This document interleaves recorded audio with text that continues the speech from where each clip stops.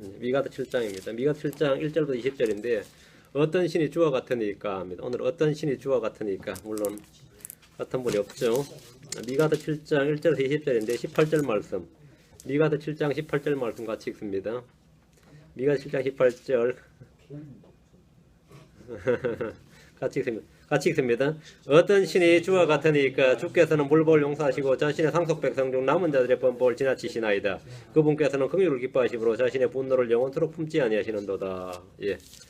어떤 신이 주와 같으니까 위대한 주제입니다. 당연히 주와 같은 신이 없죠. 네, 잠깐 기도합시다. 주 하나님 감사합니다. 주님께 은혜와 복을 주시길 간구합니다. 주의 영을 충만케 하시고 또 성령을 충만케 해주셔서 저희가 말씀을 통해서 주님을 점점 더 알아가 또 주님의 그 영광과 위엄과 존귀와 이런 것에 대한 깨달음이 확연하게 저희 속에 있도록 인도해 주시길 간구합니다. 주 아버지 하나님 말씀을 선포할 때 은혜를 많이 부어주시기를 간구합니다. 듣는 모든 혼들이 어느 시간보다 복되고 은혜로운 그런 시간을 누리도록 해주시고 또 놀라운 변화와 또 주의 임재가 임재를 체험하도록 도와주십시오. 감사드리며 주의 성기도합니다. 아멘. 예. 어제 뭐 내가 말을 너무 빨리 했다고 집사람이 하도 난리쳐가지고 오늘은 좀 천천히 한번 해보겠습니다. 이제 오늘 천천히 하면은 뭐 날밤 샐지 모르는데 천천히 한번 해봅시다. 예.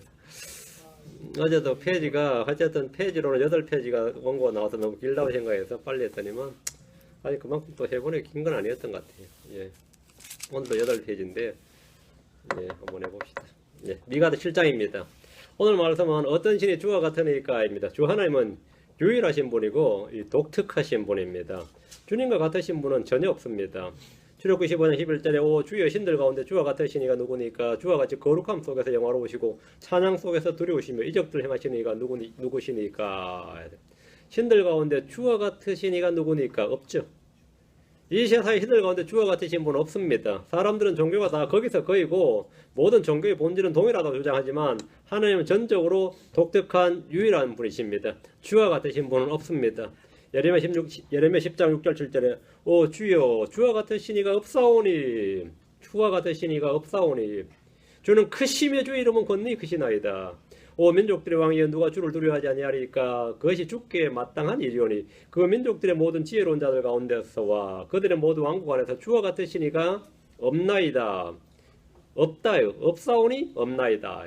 반복되는 증언은 주와 같으시니가 없다는 겁니다. 하나님은 유일무이하신 분입니다. 주님은 그 누구와도 같지 않고 그 무엇과도 같지 않으신 분입니다. 자, 이사야 40장입니다. 이사야 40장 18절 25절 46장 5절 이사야 40장입니다. 18절 25절 이 주와 같으신 분이 없다는 이 분명한 한 가지 사실 이 진리에 굳건하게 뿌리 내려야 됩니다. 이것이 무너질 때 우리는 종교통합, 다신론, 세상의 영, 우상 숭배 이런 것으로 그냥 급전직하로 타락하는 겁니다. 이사야 40장 18절 그런즉 너희가 하나님을 누구와 같다 하겠느냐 또 그분을 어떤 모습과 비교하겠느냐. 만약 누군가 주님을 누구와 비교하거나 어떤 모습과 비교한다면 그는 신성모독자의 우상 숭배자입니다. 하나님께서 아무 형상도 만들지 말라고 하신 것은 하나님이 아무 것과도 같지 않기 때문입니다. 25절 거룩하시니가 이르시되 그런즉 너희가 나를 누구와 같다 하겠느냐 누구와 동등하다 하겠느냐 하시느니라. 주님과 같으시니가 없고 동등한 이가 없습니다. 하나님은 스스로 유일성을 선포하였습니다. 뒤로서 이사야 46장 5절 너희가 나를 누구와 같다 하겠으며 46장 5절 너희가 나를 누구와 같다 하겠으며 나를 누구와 동등한 것을 여기고 나를 비교하여 우리와 같게 만들겠느냐. 여러분 나 했다가 뒤에 뭐랬죠? 우리가 같게 만들겠느냐 했죠. 우리 나 이거 먼저 삼위일체입니다. 나를 누구와 같다 하겠으며 누구와 동등하다 하겠느냐 하시느니라. 주님과 같으신 이가 없고 동등한 이가 없다 이 말입니다. 하나님은 민족들의 신화에 나오는 어떤 신들과 같지 아니하고 각종 종교에서 섬기는 어떤 우상들과도 같지 않습니다. 하나님 그 누구와도 동등하지 않고 비교할 수가 없습니다. 하나님은 비교 대상이 없는 유일하신 분입니다. 시편 35장 10절 시편 35장 10절 시편 35장 10절 다음 이사야 44장으로 갑니다. 시편 35장 10절 이사야 44장 6절 이사야는 44장만 펴시면 됩니다. 44장 45장 할 테니까요. 시편 35편 10절 내 모든 뼈가 말하기를 주여 누가 주와 같으니까 주는 가난한 자를 그보다 훨씬 강한 자에게 건져주시고 참으로 가난한 자와 공평한 자를 노력하는 자에게서 건지시는 이시니이다. 다윗은 지금 주여 누가 주와 같으니까 했는데 이는 그와 같은 분이 없다는 겁니다. 주님 홀로 유일하신 분입니다. 하나의 많은 신들 중에 하나가 아닙니다. 주님 한 분 외에는 다른 신이 없습니다. 같은 분이 없고 비교할 대상이 없습니다. 이사야 44장 6절 44장 6절 이스라엘의 왕인 주 곧 그의 구속자인 만군의 주가 이같이 말하노라. 나는 처음이요 나는 마지막이니라. 나 외에 다른 신이 없느니라. 나 외에 뭐가 없다? 예, 다른 신이 없느니라. 주님 말씀하시기를 나 외에 신이 있느냐? 44장 8절 나 외에 신이 있느냐? 참으로 신은 없나니 나는 다른 신을 알지 못하노라. 또 45장 5절 기름기입니다. 45장 5절 나는 주니라. 나 외에 다른 이가 없으며 나 외에 신이 없느니라. 하나님께서 이 사실을 사람들에게 알게 하려 하십니다. 45장 6절 18절 45장 6절 18절 이것은 그들이 해 뜨는 곳에서부터 또 서쪽에서부터 나 외에 다른 이가 없는 줄 알게 하려 함이니라. 나는 주니라. 나 외에 다른 이가 없느니라. 18절 45장 18절 오른쪽입니다. 하늘들을 창조한 주가 이같이 말하노라. 하나님은 친히 땅을 조성하고 만들며 견고하게 했을 때 땅을 헛되이 창조하지 않으시고 사람이 거주하도록 조성하셨느니라. 나는 주니라. 나 외에 다른 이가 없느니라. 다른 주, 다른 하나님, 다른 신, 다른 구원자 없습니다. 다른 누가 없다요. 우리를 창조하신 분, 우리를 구속하신 분 하나님 한 분이십니다. 우상 숭배자들은 이런 지식이 없습니다. 다신교, 범신론자 이런 지식이 없습니다. 무신론자도 말려 지식이 없습니다. 주님 한 분 외에 다른 신, 다른 이가 없다는 사실은 성경에서 가장 중요한 진리입니다. 이사야 45장으로서 21절, 22절 46장 9절 너희는 알리며 그들을 가까이 데려와 참으로 그들이 함께 의논하게 하라. 누가 이 일을 예적부터 밝게 하려느냐? 누가 그때부터 그 일을 말하였느냐? 나 주가 아니냐? 나 외에 다른 신이 없나니 나는 의로운 하나님이며 구원자니라. 나 외에 다른 이가 없느니라. 우리는 유일하신 한 분 하나님 외에 다른 이를 알지 못하고 믿지 않고 인정하지 않습니다. 종교다원주의란 우상숭배요 배교입니다. 종교 통합과 종교 간 일치운동, 교회 일치운동은 사탄의 작품이지 성경의 진리와는 전혀 관련이 없습니다. 22절 땅의 모든 끝이여 나를 바라보라. 그리하여 너희는 구원을 받을지어다. 나는 하나님이여 나 외에 다른 이가 없느니라. 오늘 일부 교회에서조차 다른 종교에도 구원이 있다는 사실을 인정하자. 이런 운동이 있습니다. 이게 교회 일치운동이죠. 그게 다원주의고 종교 통합운동입니다. 우리 너무 편벽되게 편협하게 우리 것만 주장하지 말고 다양하게 종교 간의 대화를 하자. 종교 간의 대화를 통해서 다양성을 인정하고 존중하자며 모든 종교에도 다 나름 구원이 있다는 주장을 그것이 아주 넓은 마음이다. 그게 예수의 마음인 줄 아는 건 그게 하나님의 마음인 줄 알고 그렇게 주장하는 그 속임수입니다. 다른 구원자, 다른 하나님 있다는 주장은 다 거짓입니다. 이는 하나님의 말씀을 부정하고 불신하는 타락이고 배교일 뿐입니다. 성경은 나는 하나님이요 나 외에 다른 이가 없느니라 이렇게 말씀합니다. 46장 9절 기록합니다. 옛적에 이전 일들을 기억하라. 나는 하나님이요 나 외에 다른 이가 없나니 나는 하나님이니라. 나 같은 이가 없느니라. 나 외에 다른 이가 없고 나 같은 이가 없고 나와 비교할 신이 없다 이거죠. 주님 외에 다른 이가 없고 주님 같은 이가 없습니다. 여러분이 만약 마음속에 주님은 뭐뭐와 같다든지 뭐뭐가 주님 같다 이러면 그건 전부 우상 숭배입니다. 그건 전부 신상 모독이에요. 그런 건 없다. 그런 건 없어요. 영적 타락이나 이 세상과의 연합은 이 진리를 버림으로써 이 진리를 버림으로 시작됩니다. 주님은 우상 숭배로 타락한 이스라엘에게 이렇게 말씀하셨습니다. 호시아 13장 4절에 그러나 나는 이집트 땅에서부터 주 내 하나님이니라. 너는 나 외에 다른 신을 알지 말라. 나 외에는 구원자가 없느니라. 하나님 한 분 외에 구원자가 없습니다. 한 분의 구원자가 없어요. 이 하나님께서 육신을 입고 이 땅에 사람으로 오신 분이 예수 그리스도이십니다. 이 하나님께서 자신의 독생자를 보내셨습니다. 이것이 경건의 신비입니다. 하나님께서 사람이 되시고 하나님께서 육체 안에 나타나셨습니다. 이 진리를 버린 사람들은 반대로 각자 스스로 말하기를 나뿐이니라. 나 외에 다른 이가 없도다 이렇게 말합니다. 사람이 스스로 말하기를 이게 천상천하 유아독존이라 그러죠. 나뿐이다. 세상에 나밖에 없다. 누구 있냐 이러면서 하나님이 한 분밖에 없다 그러니까 사람들은 뭐라는 거죠? 사실 알고 보니까 세상에 나밖에 없다. 니들은 한 놈도 없더라 그러죠. 이것은 이기심의 극치입니다. 하나님 한 분밖에 없다. 하나님은 다른 신이 없다. 다른 누가 없다. 이것이 바탕이 돼요. 우리 모든 신화의 바탕입니다. 자, 오늘 본문 말씀 봅니다. 자, 미가서로 갑니다. 7장 1절부터 6절은 이스라엘의 죄를 폭로하는 것이고 7절부터 20절은 이스라엘의 고백과 간구와 감사 회복입니다. 1절 내게 화가 있도다. 내가 그들이 여름 과일을 거둔 때와 포도 수확기에 포도를 거둔 때와 같이 되어 먹을 포도 소유가 없도다. 내 혼이 처음 익은 과일을 사모하였노라. 내게 화가 있도다. 이 말은 기근으로 말미암는 화입니다. 기근으로 말미암는 화. 이 기근이 가장 극대화된 게 언제죠? 대환란 때입니다. 대환란 때는 먹을 게 없어요. 먹을 게 없단 말이죠. 먹을 양식이 없어요. 그나마 뭐 짐승의 표라도 안 받는 순간에는 뭐 완전 끝나는 거죠. 들에는 여름 과일을 거두고 포도 수확기에 포도를 거둔 때와 같이 되어서 포도 소유가 없습니다. 마치 서리가 내린 뒤에 들을 보면 아무것도 없는 것 같습니다. 내가 마치 모든 수확물이 이미 거두어들여져 버린 채 텅 빈 빈들과 같다는 겁니다. 내가 빈들이다 이거예요. 내가 빈들. 한국 사람 이 말 좋아하는데 텅 비었다 빈들이다 이런 뭐라 그러죠? 마음이 넉넉하다는 뜻으로 받아들이지. 그렇게 받아들여요? 이게 완전 열매가 없다는 말이에요. 허무하다는 뜻이지. 내 혼이 처음 익은 과일을 사모하였노라. 나는 양식을 찾고 열매를 사모하지만 내 자신은 텅 빈 포도나무고 열매 없는 무화과나무고 꺾인 올리브 나무와 같다는 겁니다. 이것이 이스라엘의 모습입니다. 여기서 내게 화가 있도다. 나는 이스라엘입니다.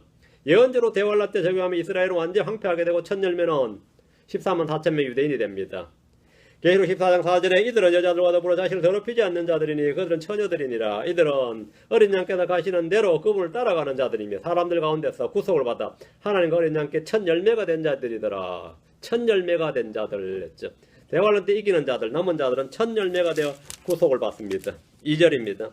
선한 사람이 땅에서 사라졌고 곧 빠른 자가 사람들 가운데 하나도 없도다.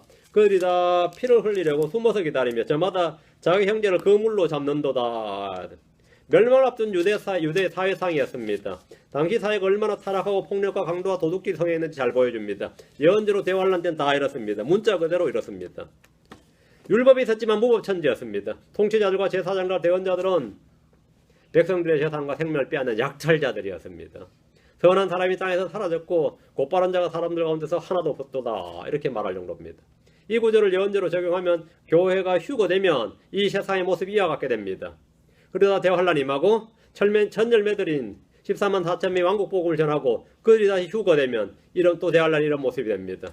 대환란 때 주를 믿는 자들이 목배임을 당하고 유대인들이 광야로 도망을 하면 세상은 또 이런 모습이 됩니다. 짐승의 표를 받고 짐승을 경배하는 자들은 피를 흘리는 데 빠르고 자기 형제들을 잡기 위해서 그물을 놓게 됩니다. 문자 그대로입니다. 3절입니다. 예, 3절. 또 그들이 두 손으로 열심히 악을 행하나니 통치자와 재판관은 대가를 요구하며 큰 자는 자기 약한 욕심을 말하며 이처럼 그들이 그것을 싸서 감추느니라. 이 역시 당시에 사회상이었습니다. 선을 행하는 사람은 모두 열심히 악을 행했습니다. 통치자와 재판관은 대가를 요구했고 큰 자는 자기 약한 욕심을 말합니다. 지금도 별로 다를 것이 없습니다. 돈벌이가 된다면 술과 담배를 합법적인 산업으로 인정합니다. 맞죠? 예전에 주류 산업을 금지했죠. 그러다가 그건 뭐 안 될 일이다 해서 술을 했죠. 담배 허가했죠. 매출을 합법화 시켜놓고 그거 안 되겠다. 합법화 시키라 이거예요. 그리고 세금 걷자 이거죠. 돈 된다 그러면 뭐든 하자. 도박을 도시 곳곳에 세워줍니다. 카지노를 요즘 어떻게 도박, 경마장 도박 곳곳에요. 그냥 돈벌이 된다 그러면 해줘요. 대가를 요구하며 통치자와 재판관 뭐 한다? 대가를 요구하며 돈벌이가 된다면 열심히 약을 행하는데 마약을 판매하도록 허가를 해줍니다. 또 그들이 두 손으로 열심히 약을 행하느니 하면 이거 해달라고 막 해요. 그들이 이걸로 돈 벌려고 하죠. 어디서나 마찬가지입니다. 약을 판매하기 위해서 의무접종수를 점점 늘리도록 로비를 하고 제약회사들이 그 짓 하죠. 이 수은이 든 약을 말이죠. 애들한테 놓자는 거예요. 접종 거부를 못하도록 아예 법을 제정해버립니다. 돈을 벌기 위해서 풀을 먹여야 될 소들에게 곡물을 먹여요. 곡물만 먹여도 그래도 이상한데 거기 뭘 먹이죠? 사료에다가 고기를 갈아가 사료를 먹여요. 돈 된다면 그러니까 성장 속도가 몇 배 빨라지고 우유의 생산량이 몇 배 늘더라는 거죠. 그 사람 먹으면 가더라 이거죠. 이제 우유는 완전 식품이 아니라 유해식품이 돼버린 겁니다. 유해식품이 돼버린 거죠. hormone 막 놓습니다. 그 고기 먹으면 안 된다고 다 아는데 돈 된다면 말이죠. 두 손으로 열심히 약을 행하나니 통치자와 재판관은 대가를 요구하면 이것만 이번 합법화 시켜주시면 뭐 이번 의회에서 그냥 법을 살짝 통과시켜주시면 그죠? 한국에 말이죠 한우 농가가 망한다 했어요. 수입 쇠고기를 수입을 하면 한우 농가가 망한다. 걱정하지 마라. 어떻게 해줬을 것 같아요? 호주에서 들어오든 뉴질랜드에 들어오든 6개월만 한국 땅에 있으면 그건 한우야. 뭔 말인지 알겠어요? 6개월만 있으면 한우입니다. 6개월만 있으면 한우 표기를 할 수 있도록 해줬어요. 6개월만. 그럼 6개월 1일부터 뭐죠? 잡아서 한우 꽝꽝 찍는 거예요. 이 6개월 왜 쓰면 뭐 별별 게 다 했어요. 우리가 먹는 한우가 진짜 한우가 아니라 여기 뭐 이런 거 이게 천연식품입니다 하는데 유해식품이 5% 미만이면 천연이라 내추럴이라는 표시를 할 수 있도록 해준 겁니다. 그럼 4.9%까지 뭐라고요? 이거는 완전한 내추럴이라고 표기를 합법적으로 해줄 수 있도록 한다면 그래서 두 손으로 열심히 약을 행합니다. 통치자들은 뭐 한다고? 재판관은 대가를 요구하며 그럼 뭐 그 반대 급부가 있어야죠. 대가를 요구한다. 표를 요구하든 정치 헌금을 요구하든 뭐 대가를 요구한다 이거죠. 뭐든 다 합니다. 뭐든지.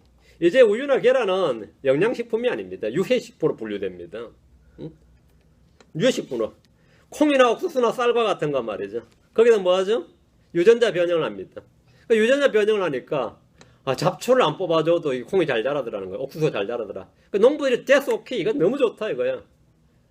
농부들 자기 팔아 뭐 자기 먹을 것도 아니고 뭐 배다가 팔 거니까. 근데 이 잡초란 놈이 만만치가 않아. 몇 년 지나 보니까 거기 내성이 생긴 잡초가 나오는데 이건 또 해결이 안 되는 거예요. 또 유전자 변형을 또 하는 거예요. 또 변형하는 거죠. 그 이제는 뭐 이 밀가루를 먹어도 이 밀가루가 사람에 좋은 게 아니에요. 그건 뭐죠? 글루텐 프리라 그러죠. 밀가루 먹지 말라는 거예요.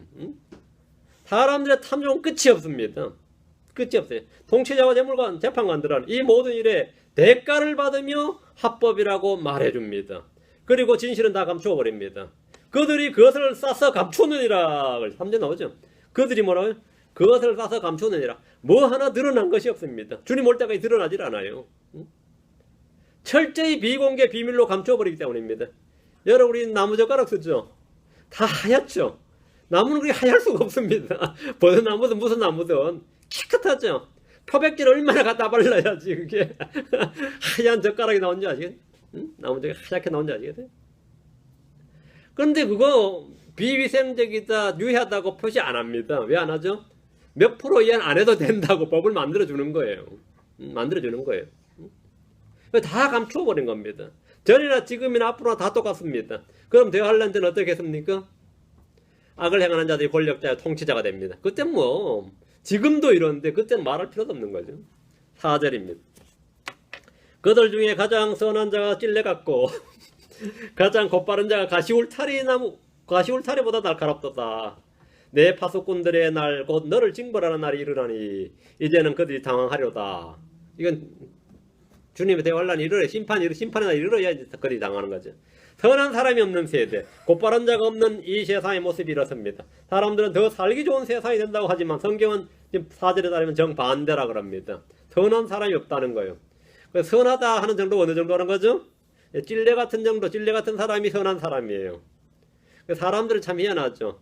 이 노가다판에 가면 한 10명이 그룹주로 일하거든요. 전부 욕을 막 하고 말이죠. 그 일상생활 대화가 뭐 여기 입에 붙어 있어요.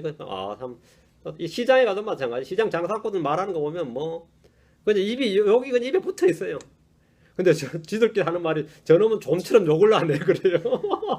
우리가 들을 때는 완전히 막 여기 입에 붙어 있는데 자기들이 워낙 심한 욕을 하니까 그 사람 정도 하는 욕은 욕이 아닌 거야. 쟤는 욕을 안 해 그래. 이 조폭들이 만나면 말이죠. 저는 진짜 착한 놈이라 그래. 지들 중 한 명을 가지고 저놈 사람을 안 죽여 그래. 지들은 죽였는데 저는 안 죽인다 그래. 그냥 때리기만 하지 마음이 약해가지고 너무 순한 양 같아서 죽일 줄 몰라 그래. 지들끼리 비교를 해가지고 무슨 말인지 알겠죠? 이게 사람이에요.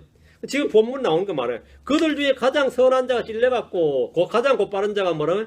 가시울타리보다 날카롭다다. 가시울타리 정도는 뭐죠? 곧바른 자라고 이런 거예요. 자기들끼리 그래요. 쟤는 양심적이라서 해먹어도 얼마 안 해먹는다잖아요. 양심적이어서 해먹어도 얼마 안 해먹는다 그래요. 얼마나 양심적인지 해먹긴 해. 근데 얼마 안 해먹는다. 그게 굉장히 양심적이라는 뜻이죠. 그들만의 리그에서 그들만 리그에서 난 이번에 뭐 물론 뭐 좀 바뀌긴 했지만 난 진짜 양심적으로 살지 그렇게 안 한다고 그래요. 그게 지금 이 본문 말씀이에요.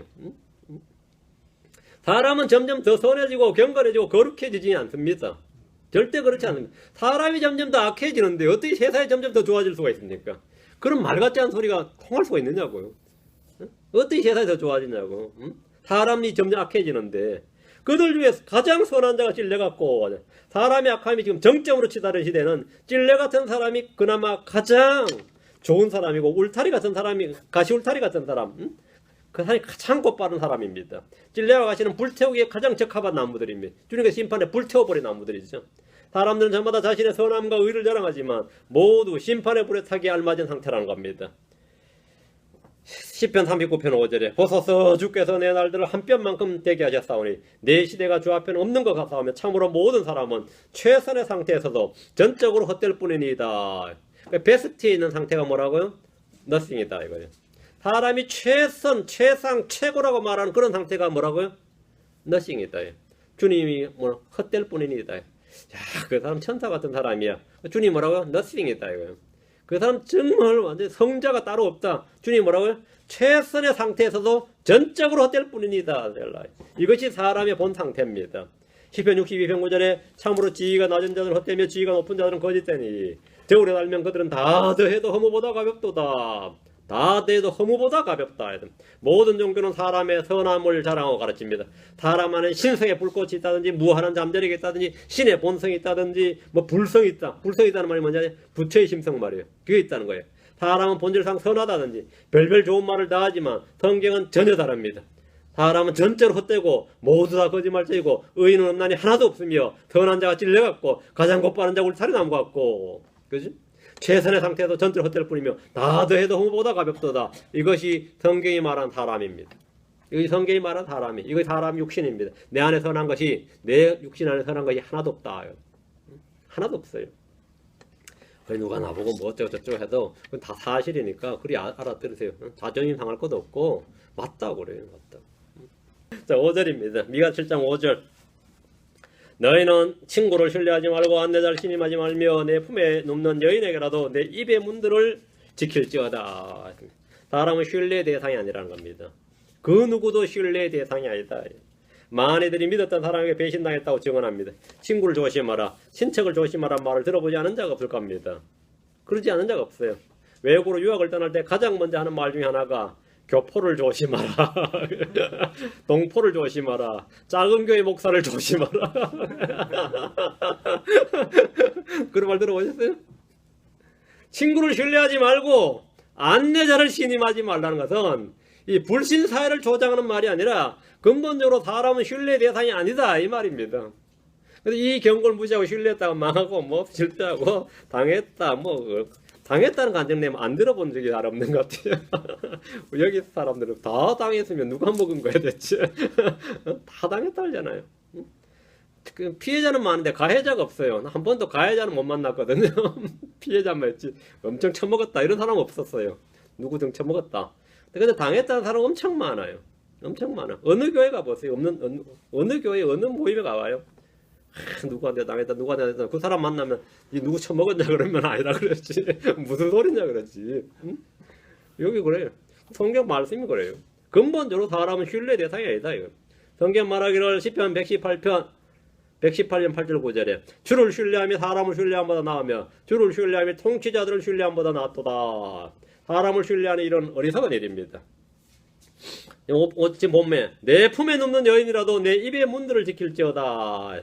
이 말씀은 사사기의 삼손에서 그 예를 볼 수 있습니다. 그는 자신의 힘의 비밀을 들릴라에게 자기 품에 눕는 여인 들릴라에게 말했다가 원수들의 포로가 되었습니다.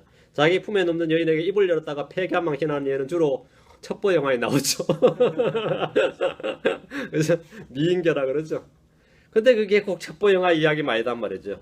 우리는 입을 열어서 복음을 전해야 되지만 소문이나 험담을 퍼뜨리는 자가 되어서는 안 됩니다. 어떤 일은 다 이루어질 때까지 절대 입을 열어서는 안 됩니다. 잠언 29장 11절에 어리석은 자는 자기 생각을 모두 말하되 지혜로운 자는 그것을 나중에까지 지키느니라. 이단 사냥꾼에게 입을 열었다가 마녀로 몰린 사람도 있고 비밀 종교 경찰에게 입을 열었다가 붙잡혀 죽는 일도 있습니다. 품속에 눕는 여자를 믿고 입을 열었다가 자기 자신은 물론이고 가족과 공동체를 다 망하게 하는 일도 허다합니다. 6절입니다. 아들이 아버지를 욕되게 하며 딸이 일어나 자기 어머니를, 며느리가 일어나 자기 시어머니를 대적하나니 사람의 원수들이 자기 집안 사람들이라. 자기 집안 사람들이라. 이건 어디서 읽은 것 같죠? 신약에서 우리 주님께서 이거 인용하신 말씀이에요. 이건 다 대환란 때 구절입니다. 마지막 때에 있을 일을 말씀하시면서 이야기를 하셨어요. 원수가 멀리 있지 않습니다. 사람의 원수들이 자기 집안 사람들이란 말은 마지막 때에 사람들의 사랑과 본성의 애정이 식어버리기 때문입니다. 사람들이 그나마 이 세상에서 가장 큰 사랑하면 가족 사랑이죠. 가장 큰 사람 어머니의 사랑, 그것도 아버지의 사랑, 이게 가장 큰 거잖아요. 근데 빵이 가족의 생명보다 더 귀하고 종교가 자식이나 부모보다 더 중요한 때에 이들은 서로가 대적하고 원수가 됩니다. 6절 말씀 우리 주님께서 친히 인용하신 구절입니다. 마태복음 10장 35, 36절에 사람이 자기 아버지를, 딸이 자기 어머니를, 며느리가 자기 시어머니를 대적하여 불화하게 하려고 내가 왔나니 사람의 원수들이 그의 집안에 속한 자들이라. 이런 놀라운 말씀입니다. 주님은 대환란 때에 대해서 말씀하실 때 이 말씀을 다시 언급하셨습니다. 마가복음 13장 12절에 제자들이 마지막 때 일어날 징조를 말해달라 하니까 주님이 이제 형제가 형제를, 아버지가 아들을 배반하고 넘겨줘 죽게 하며 자식들이 자기 부모를 대적하여 일어나 그들을 죽게 하리라. 이런 일이 있을까 싶죠. 이런 일 많이 있습니다. 지금 무슬림들 명예살인이라고 그러죠. 무슬림들은 지금도 이래요. 지금 현재도. 근데 한국은 안 그랬을 것 같아요. 100년 전만 이랬습니다. 100년 전에도 명예살인이라고 그래가지고 많이 죽였죠. 그러다 연료문 하나 세우고 말이죠. 그 진짜 죽었을 것 같아요. 죽여놓고 연료문 하나 세우는 겁니다. 자살했다 그러고. 밤에 그냥 연못에 빠뜨리고 우물에 빠뜨려 놓고 그 다음날 연료문 세우고 그랬어요. 실제로. 그거 거다한 일이었죠. 자기 부모나 자식이나 형제 자매들을 대적하여 넘겨주어서 죽게 하는 일은 머나먼 나라 이야기가 아니라 대환란 때 이 땅에 닥칠 현실입니다. 본성의 애정이 사라지기 때문에 그렇습니다. 그러니까 내추럴 어펙션이 사라지는 거죠. 사랑이 많은 사람이 사랑이 식어지리라. 사랑이 식어집니다. 자기에게 피해가 오면 부모 자식 다 필요 없어요. 지금도 이미 그런 것이 많이 보이죠. 지금도 많이 보여죠. 옛날 같지 않잖아요. 자식들, 부모들 자식 버린 건 많죠. 특히 재혼이라 할자 치면 애 서로 맡으라 그래. 옛날에는 옛날 드라마 한 70년대 80년 봐도 애는 내가 맡는다고 난리치는데 요즘은 서로 맡으라고 난리잖아요. 그죠? 응? 서로 맡으라고 난리죠. 안 그래요? 다 그래요. 응? 부모도 옛날에 서로 자기가 모시겠다 아들들끼리 싸웠는데 그러니까 옛날 옛적 이야기고 지금은 어떻게 돼요? 제가 양로병 같은 사진 하나 찍어서 올렸더니만 나도 늙으면 저기가 있겠구나 다들 이러더라고요. 나도 좀 더 늙으면 저 자리가 있겠구나. 응? 나도 늙으면 저 자리가 있겠구나. 이제 아무도 안 믿는 시절이 그렇습니다. 나중엔 더 하죠. 지금 그렇다면 나중에 말할 것 없는 어느 놈이 그 세상이 자꾸 점점 좋아진다는 게야. 세상은 좋아질 수가 없습니다. 세상은 진화가 아닙니다. 퇴화입니다. 사람은 나아지지 않습니다. 나빠집니다. 7절입니다. 미가서 7장 7절. 그러므로 나는 주를 바라보며 내 구원의 하나님을 기다리리니 내 하나님께서 내 말을 들으시로다. 사람을 바라보고 신뢰하는 것은 어리석은 일입니다. 가족도 믿을 수 없는 세대에서 우린 주를 바라고 주 하나님을 신뢰해야 됩니다. 예레미야 17장 5절에 주가 이같이 말하노라. 사람을 신뢰하며 육체를 자기 무기로 삼고 마음이 주로부터 떠난 사람은 저주를 받으리라. 사람을 신뢰하며 육체를 자기 무기로 삼고 마음이 주로부터 떠난 사람은 저주받는다. 사람을 신뢰하는 것은 어리석은 일이며 저주를 받을 죄입니다. 사람을 신뢰하면 넘어집니다. 사람을 신뢰하면 올무에 걸립니다. 사람을 신뢰하면 허무합니다. 그러나 주를 신뢰하며 주를 소망으로 삼는 사람들은 복이 있습니다. 이사야 2장 22절에 너는 사람을 의지하지 말라. 그의 숨은 그의 콧구멍에 있나니 어떤 점에서 그를 수에 넣어야 하겠느냐. 카운트할 필요도 없다. 사람 아예 수에 넣을 필요도 세지도 말라 이거예요. 어떤 점에서 그를 수에 넣어야 되겠느냐.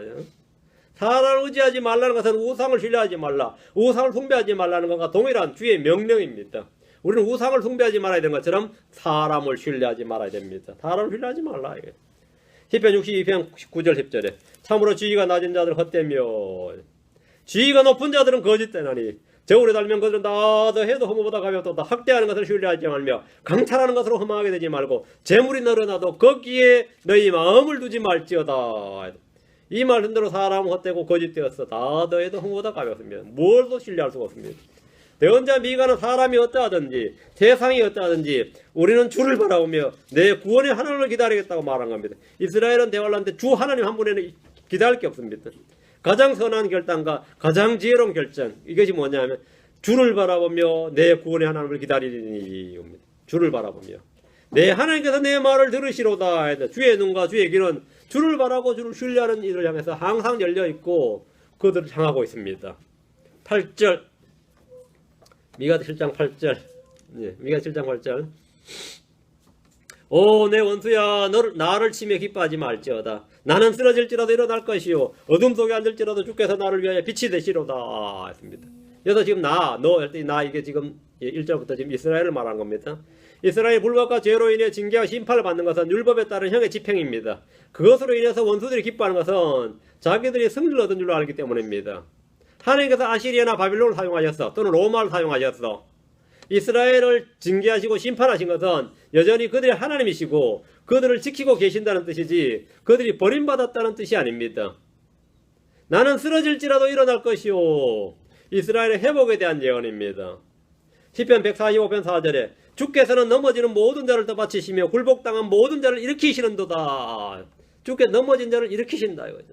호세아 6장 2절에 이틀 뒤에 그분께서 우리를 되살리시며 셋째 날에 우리를 일으키시리니 우리가 그분의 눈앞에서 살리로다. 이 말씀은 이스라엘의 민족적 회복에 대한 예언의 말씀입니다. 지금 8절 다시 어둠 속에 있을지라도 내가 어둠 속에 있을지라도 주께서 나를 위해 빛이 되시로다. 이스라엘은 세상의 빛이요 사람들의 빛이고 생명의 빛이신 예수님을 거부함으로써 어둠 속에 있게 되었습니다. 이들은 빛이 없는 어둠 속에 거하다가 대환란을 겪으면서 회개하고 주 예수 그리스도를 영접함으로 다시 빛을 얻게 됩니다. 7장 9절 내가 주께 죄를 지었으므로 그분의 경로를 담당하려니와 마침내 그분께서 내 사정을 변호하시고 나를 위하여 심판을 집행하시며 또 나를 빛으로 데려가시리니 내가 그분의 의를 보리이다. 그분의 의 예수 그리스도죠. 하나님의 의 예수 그리스도입니다. 죄를 인정하고 불법을 시인한 것은 회개와 회복을 위한 첫걸음입니다. 이스라엘이 죄를 시인한다. 내가 주께 죄를 지었으므로 자신들 예수를 십자가에 못 박아 죽인 죄가 있죠. 예수를 믿지 않고 배척한 죄가 있습니다. 내가 주께 죄를 지었으므로 그때 이 죄 안 지었으면 뭐 지금 이 시대 없는 거죠. 징계가 임하기 전에 회개하면 긍휼을 입고 심판이 유예돼 갑니다. 징계와 심판이 임한 뒤에 회개하면 주님은 그 날을 단축시켜 주시고 돌이키십니다.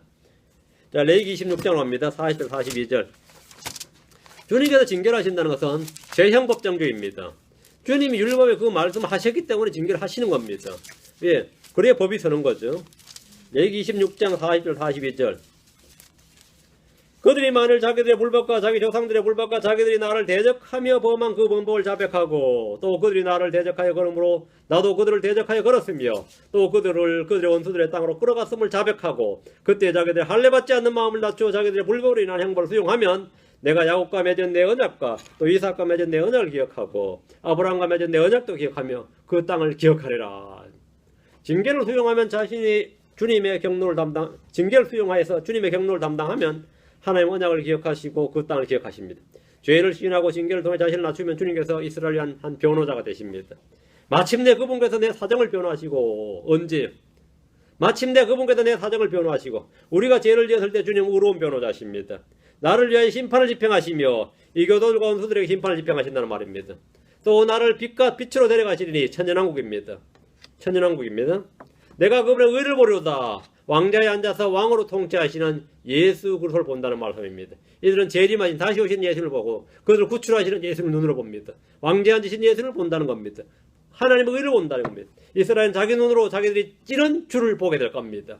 우리 모두 얼굴과 얼굴 맞대고 주 하나님을 보게 됩니다. 10절 다시 미가서 7장 10절 그때에 내 원수인 여자가 그것을 보고 수치로 자기 몸을 덮을 터인데 그녀는 전에 말하기를 주 내 하나님 어디 있느냐 하던 여자니라. 이 여자가 어떤 여자예요? 독특한 여자네요. 내 눈이 그녀를 바라보리니 이제 그녀가 그 거리에 진흙같이 짓밟히리라. 내가 이스라엘이 됩니다. 그녀는 음녀 바빌론입니다. 그때란 말은 예언대로 대환란입니다. 내 원수인 여자가 란 말은 큰 음녀로 일컬어지는 큰 바빌론입니다. 신비라가 큰 바빌론이라고 그랬죠. 큰 바빌론입니다.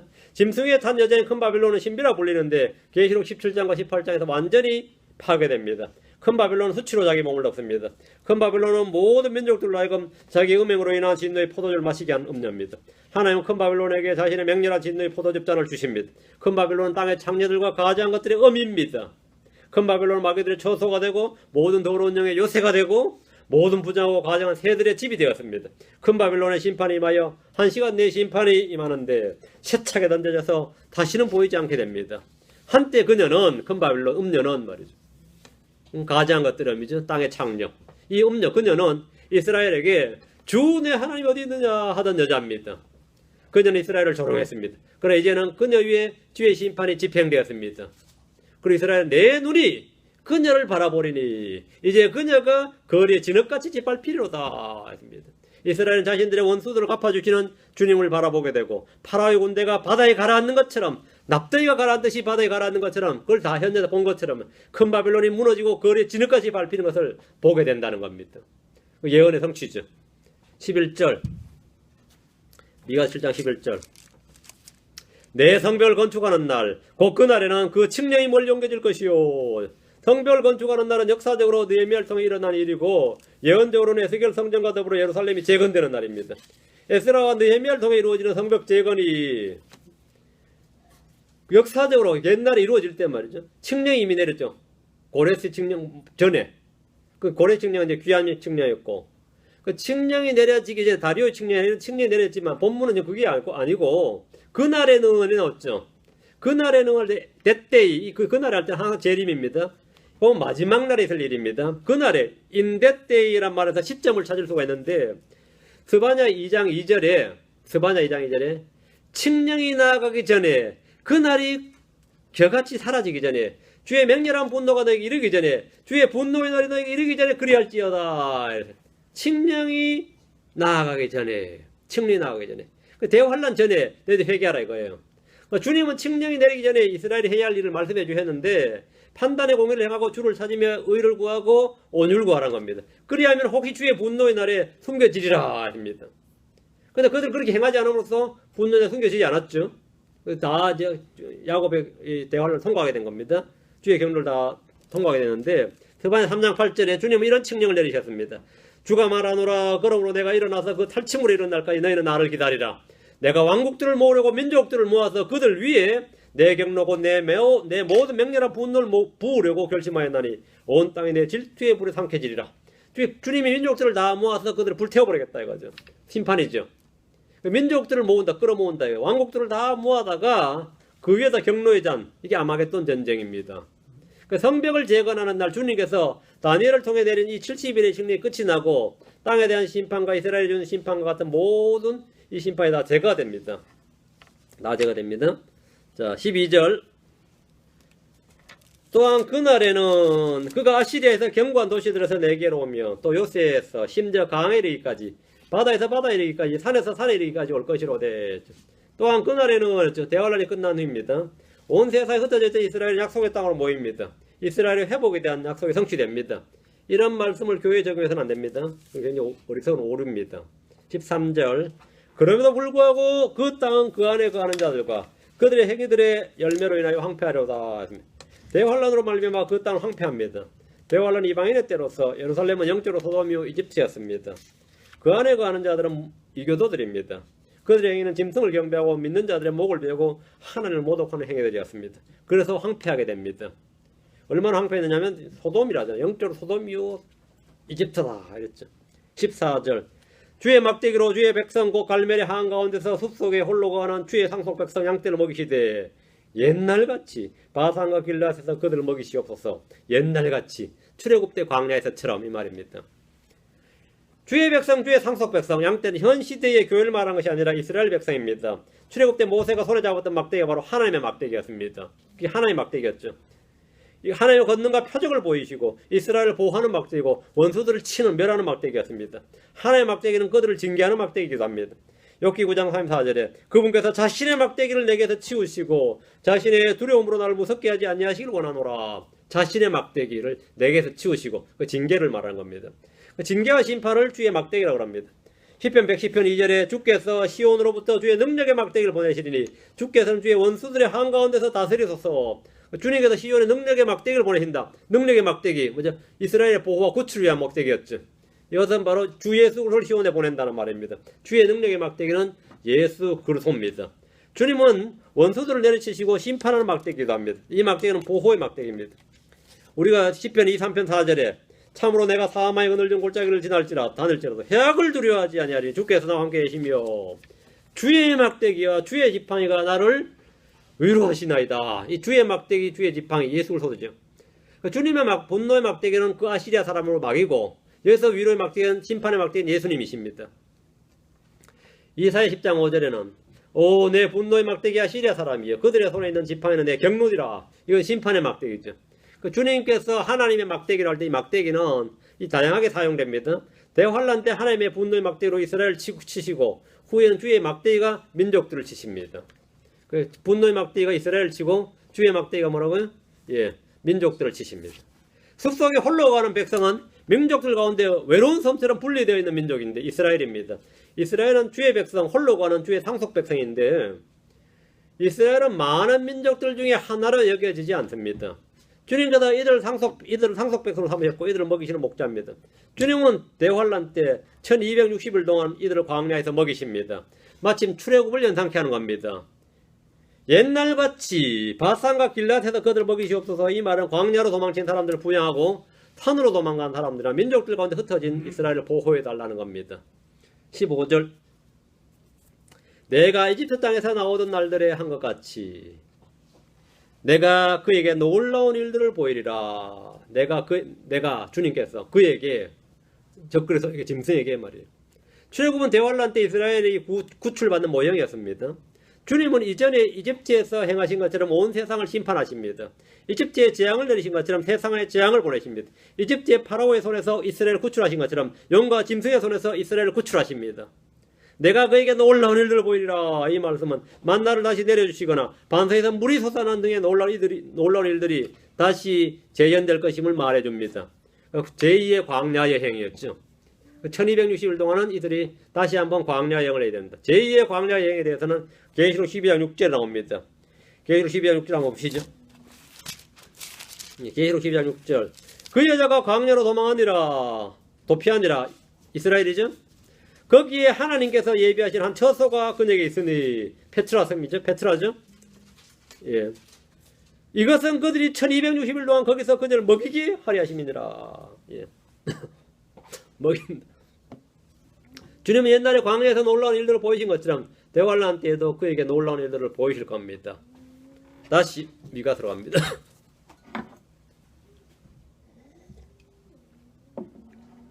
예.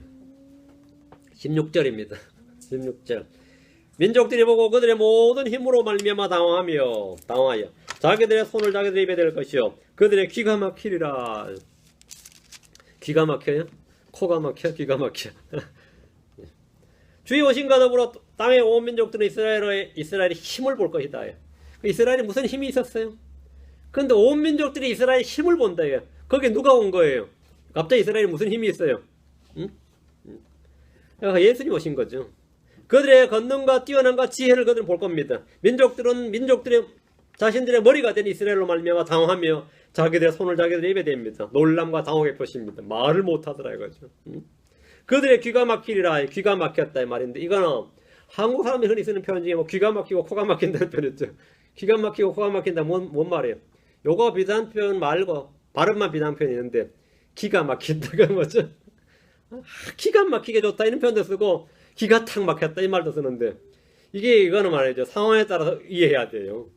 마치 전라도 와서 뭐 거시기 하면은 그 다 그냥 이해해야 되거든요. 그 상황에 맞춰서 이해해야지 뭐 해석이 없습니다. 그게 한국에서 우리 쪽에 영남 쪽에서 뭐 가가 그러면 거기서 그냥 그 문맥에서 다 이해해야 돼요.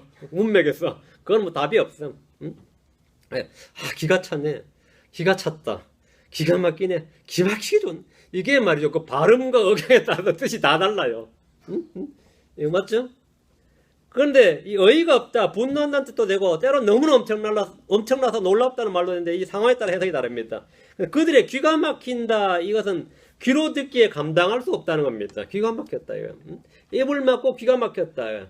주님의 오심으로 말미암아 민족들에게 짓밟히던 이스라엘이 일방적으로 민족들을 짓밟습니다. 이 말은 듣기조차 힘든 말이에요. 그들이 이제 멸족될 줄 알았는데 솔직히 그들이 이스라엘이 말이죠, 짓밟더라 이거죠. 한 사람이 1000명을 뒤쫓으며 두 사람이 10,000명을 도망가게 합니다. 그게 말이 됩니까? 그게 말이 돼요. 신명기 32장 3절 나오는데 이게 역사적으로 한 번도 이런 일이 없었는데 대화하는데 이런 일이 발생하는데 듣는 사람이 뭐라고요? 입을 못 열고 귀가 막히더라 이거지. 기가 막힌다, 기가 막힌다. 마치 모든 이스라엘 사람들이 나에게 특별 하나로 1000명을 죽인 삼손처럼 원수들을 일방적으로 짓밟는 일이 있는데 그 모두가 삼손이야. 이때는 모두가 삼손이야. 그 일에 대해서 그 힘으로 말미암아, 그들의 모든 힘으로 말미암아 당황하여, 이 힘으로 말미암아 민족들이 당하여 자기 손으로 입에 댈 것이고 그들의 귀가 막힌다는 겁니다. 이게 소설이나 꾸며내는 이야기가 아닙니다. 실제로 일어날 일입니다. 실제 사건이에요. 이런 실제 있을 사건이라고. 알기 어려운 건 아니고 믿기가 어렵지. 믿기 어려우면 하는 짓이 뭐죠? 상징이니 비유니 뭐 이러죠. 사실 기록된 걸 믿어야 됩니다. 17절.